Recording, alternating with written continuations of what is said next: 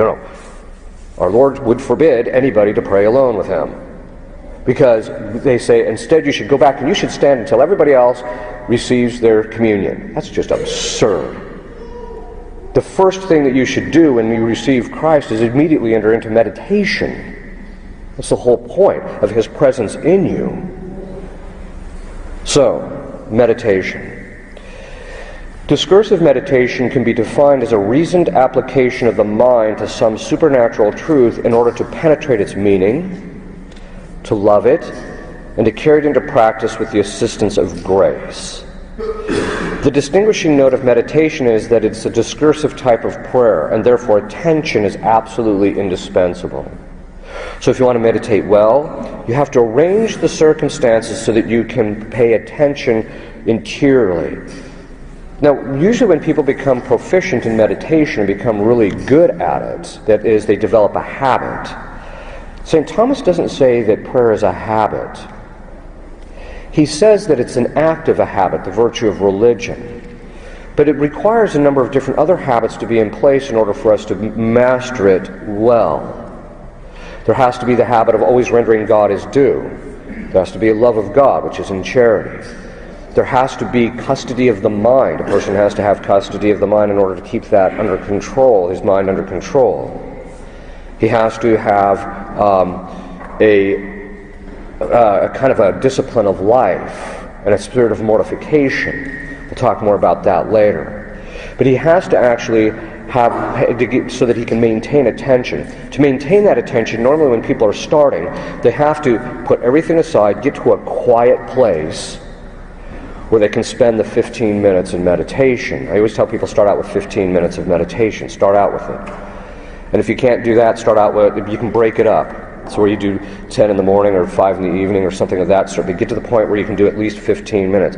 Optimally, for the layman, you want to get to the point where you're meditating 30 minutes a day. We're going to talk about why you want to do that later. But this attention is indispensable, so you have to get to a quiet place.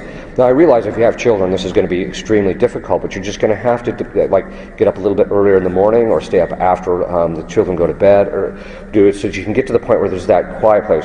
I noticed that some couples will do tag team, where one couple keeps the kids distracted and sequestered in one part of the house while the other one is able to pray, and then they switch. And that's a good practice to actually do. You can meditate on various subjects. What is meditation? Meditation is essentially picking a doctrine of the church or like some perfection of God, that he's omniscient, all-knowing, all-merciful, all-good, etc. Picking one of those, or picking some aspect of Christ. So the fact that he became incarnate. You can meditate on all the virtues of his human nature. The fact that he had a burning charity. That's the reason for the flame above his Sacred Heart, is that he had burning charity for us. So you can meditate on those various things, some perfection of Our Lady, some perfection of the saint, a particular mystery of the Rosary, or something like that, without actually saying it, but just contemplating it, some particular aspect of Christ's life. You can choose a number of different things. I find litanies very helpful, because you can go through the litany until you find something that's easily meditatable, and then you can do that. Focus on that. But you choose it, and then you it's a way to, that doctrine, or that teaching, or that moral aspect, is the means by which you're trying to see God in it, and to become one with him. And so you'll look at him from a variety of different points of view, or look at that doctrine from a variety of different points of view. For example, God's goodness. Even in the worst kinds of lives, you can stand back and look at all the good things that God has done for you.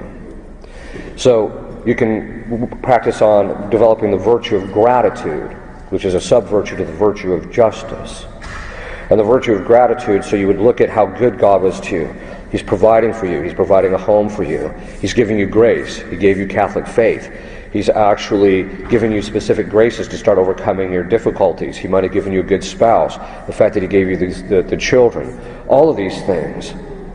You can look at that and look at him and look at how good he's been to you. Teresa of Avila once said that she spent an hour I think maybe it was 2 hours, in meditating just on the words, Our Father. The words, not the whole prayer, just Our Father. Looking at the various ways in which He's a Father to us. That He loves us, He's seeking out for what's good for us. He wants our consolation. He wants us to be with Him in heaven. He cares for us, etc. He's providence for us. And she spent literally an hour just on that one thing. So you look at it, and you look at it from a variety of different points of view. One can meditate on various objects. As I mentioned, some seen in the mystery of Christ's life, the virtues of Our Lady, the